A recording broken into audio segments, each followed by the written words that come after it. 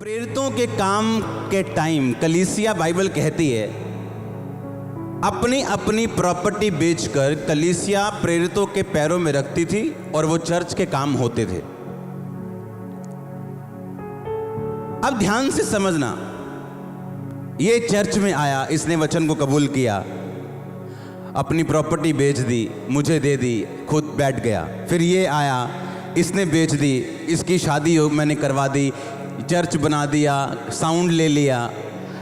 अच्छा, अब क्या ये सब कंगाल होते गए क्या? क्योंकि अपनी अपनी प्रॉपर्टी बेच दी।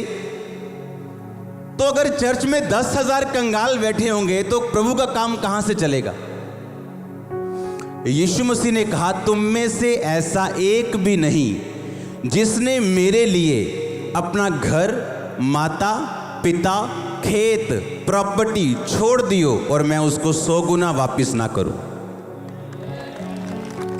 बाइबल बताती है जिस दिन पतरस ने प्रचार किया उस दिन 3,000 लोगों ने बपतिस्मा लिया और वो गिनती हजारों में बढ़ती गई।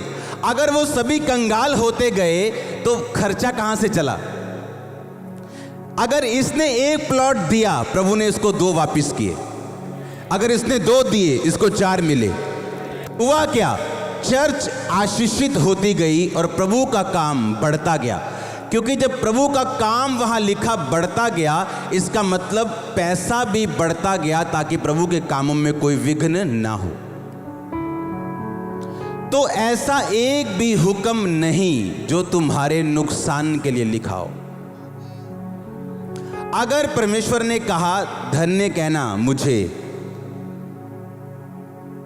हाँ, सुनने को तो बड़ा अच्छा लगता है। क्या बच्चा मर जाए तो उसको धन्य कहोगे? बड़ी कठोर बात है।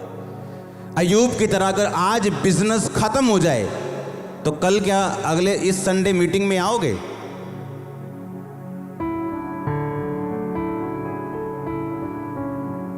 अगर आज घर जाके मालूम हो कि वाइफ छोड़ के चली गई बच्चों समेत, क्या इस संडे मीटिंग में आओगे?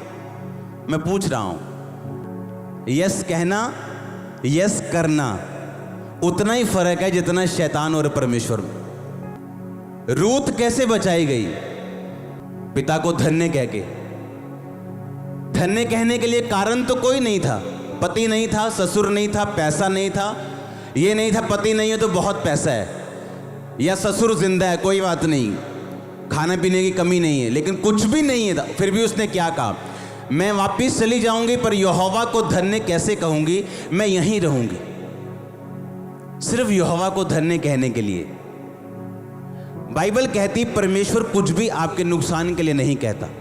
अगर उसने आपको धन्य कहने के लिए बोला आपकी मुश्किल परिस्थितियों में, तो इसका मतलब वो उसको आपके फायदे और आपकी गवाही में बदल देगा अगर आप वचन पे चलना छोड़ेंगे नहीं। वो मूर्ख नहीं है, उसने आपको बुद्धि दी है। जो वैज्ञानिक आज मार्स, मंगल पे, चंद्रमा पे पहुंच गए, उनको बुद्धि देने वाला कौन है? परमेश्वर।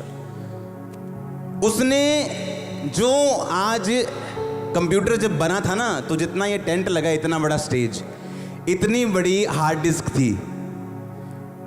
जो आज आपके जेब में जो माइक्रो कार्ड है ना, उसमें ज्यादा स्टोरेज है जो पहली हार्ड डिस्क बनी थी। वो इंसान जो इसकी बुद्धि बढ़ती जा रही है, परमेश्वर कहता मेरे सामने तुम मूर्ख होगे, ये मैंने बनाई है बुद्धि।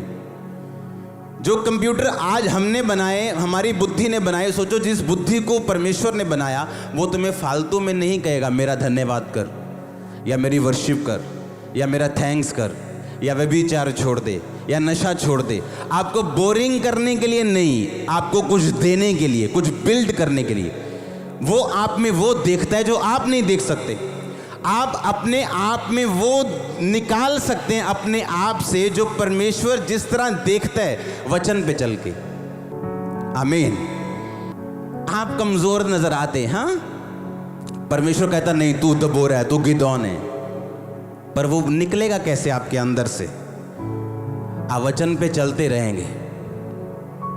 हाँ, क्या करेंगे वचन पे? दिल करेगा तब भी नहीं करेगा, दुखी होके तब भी, सुखी होके आप चलते रहेंगे। आप चलते रहेंगे, आप में से वो दबोरा, वो मरियम निकलेगी जिसके लिए प्रभु ने पैदा किया आपको। आप वो नहीं हो जो यहां बैठी हो, आप वो नहीं हो, आप वो नहीं हो। आप एक पत्थर की तरह आए हो जो एक्चुअल में हीरा है। अगर उसे तराशा नहीं जाएगा वो तमाम उम्र पत्थर रहेगा। जितना मैंने हाथ में साइज किया, अगर इतना पत्थर हो तो कोई किसी काम का नहीं, लेकिन अगर इतना हीरा हो तो 2000 करोड़ से भी ज़्यादा उसकी वैल्यू होगी। इतना सिर्फ आप इमेजिन करो, आपकी वैल्यू हीरो से भी ज़्यादा है।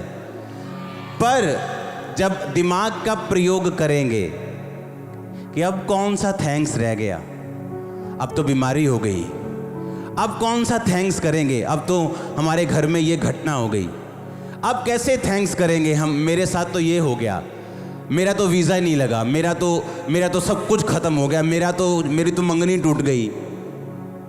यहाँ लोग प्रेयर लाइन में खड़े होते, मेरी मंगनी टूट गई, रो रहे होते। मैंने कहा गुड गया ताकि बेटर आ सके। अगर तुम्हें तुम्हारी वैल्यू मालूम हो, अगर तुम कभी रोओगे नहीं, कभी भी रोओगे नहीं तुम। अगर तुम्हें तुम्हारी वैल्यू मालूम हो, अगर तुम्हें कोई छोड़ के गया, उसको अपना नुकसान नजर आएगा और होगा, तुम्हारा कुछ नहीं होगा। तुम एक ऐसा हीरा हो जिसे अगर एक अमीर त्याग देगा तो दूसरा अमीर उसे लेने के लिए तैयार होगा।